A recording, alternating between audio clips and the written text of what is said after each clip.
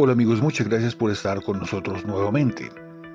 Según la Cámara Colombiana de la Infraestructura, es la primera vez en la historia de Colombia en la que un error o un supuesto error en la liquidación del presupuesto asignado al sector transporte para el año 2024 puede llevar a la parálisis de las obras de infraestructura más importantes del país, incluyendo la primera línea del metro de Bogotá.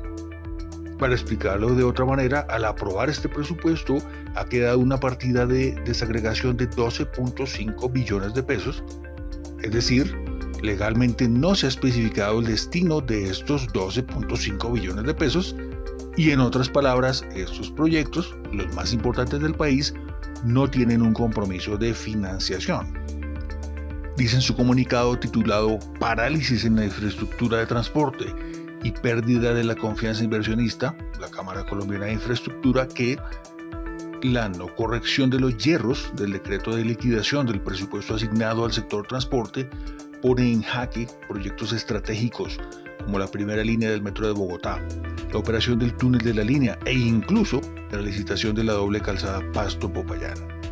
Señala que al no honrar el compromiso soberano de las vigencias futuras se atenta contra la seguridad jurídica y la confianza inversionista, sin duda alguna el activo más preciado consolidado por el país en los últimos 30 años. ¿Y por qué menciona esta falta de compromiso? Porque nuevamente el señor Petro ha faltado a su palabra. Abro comillas, la CCI ha mantenido un diálogo constructivo y fluido con el gobierno nacional. El presidente Gustavo Petro, en su intervención en el marco del 20º Congreso Nacional de Infraestructura en Cartagena, en noviembre del año pasado, afirmó que los contratos de concesión se respetarían. Mal haya quien en promesas de Petrofía. Y señala a la CCI que la omisión del gobierno nacional ya está afectando miles de empleos. Advierte que de manera sorpresiva recientes anuncios del señor ministro de Hacienda señalan que el pago de las vigencias futuras no se realizaría de acuerdo con los contratos suscritos, sino en función de decisiones discrecionales relacionadas con el avance de la ejecución física de los proyectos. Y aquí dice que con respecto a posibles retrasos de contratistas, menciona que es un tema contractual y que ya existe una legislación para actuar en esos escenarios. Por lo tanto, esta intervención no es necesaria.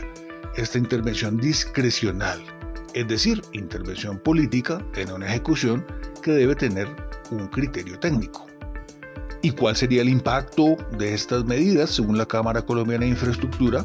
Dice, lo anterior se vería reflejado en el hecho de que la financiación de iniciativas estratégicas para la competitividad y la conectividad del país, como la primera línea del metro de Bogotá, podrían quedar en vilo. Por supuesto, quedarían en vilo por criterio político, no criterio técnico, y no un criterio contractual, sino un criterio político de Petro o de sus ministros o de sus funcionarios de ya probada incompetencia. Y continúa con otro preocupante aspecto. La no expedición del decreto de liquidación ha llevado a que la parálisis ya se sienta en varios programas del Instituto Nacional de Vías, como el mantenimiento rutinario de todas las vías nacionales no concesionadas, lo cual ha dejado sin trabajo a 2.600 microempresarios del gremio, cuyos contratos tuvieron que ser suspendidos desde el 31 de enero de este año, porque no es posible adicionar los contratos. Es decir, en este momento la medida, este supuesto error, ya está teniendo un impacto económico y en el empleo. La pregunta en este punto sería, ¿esto se debió a una omisión, a un simple error? Así no lo cree el gobernador de Antioquia, Andrés Julián Rendón. Él habla del látigo castigador que se impone desde el gobierno central de Antioquia, que para el gobierno central sería una región rebelde. El gobernador arremetió contra el decreto sobre el presupuesto de la nación para el 2024 y aseguró que con esta norma el gobierno nacional le da la espalda a proyectos estratégicos que significan competitividad, productividad y dignidad. Y dijo lo siguiente: entréguenle al departamento esas vías y nosotros buscamos cómo sacarlas adelante, porque si no dejan trabajar, por lo menos dejen hacer. Ese es el látigo chocante y fastidioso del centralismo que elige a dedo y por conveniencia ideológica. Necesitamos autonomía fiscal para las regiones, dijo el gobernador. Entonces aquí, mis amigos, se trata de un chantaje del gobierno nacional que emplearía esta supuesta omisión para castigar o premiar a departamentos o ciudades por ser o no afines a su ideología política. ¿Es un chantaje con objetivos electorales a futuro? Esta hipótesis no suena descabellada cuando estamos hablando del socialismo del siglo XXI. Ahí entramos en el universo de Alicia en el País de las Maravillas. Todo es posible. Y para la muestra, un botón.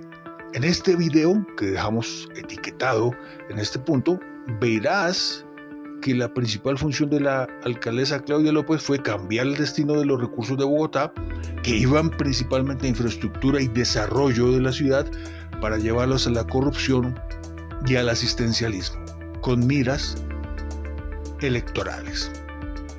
Pero bueno, aquí lo más importante es, ¿y tú qué piensas?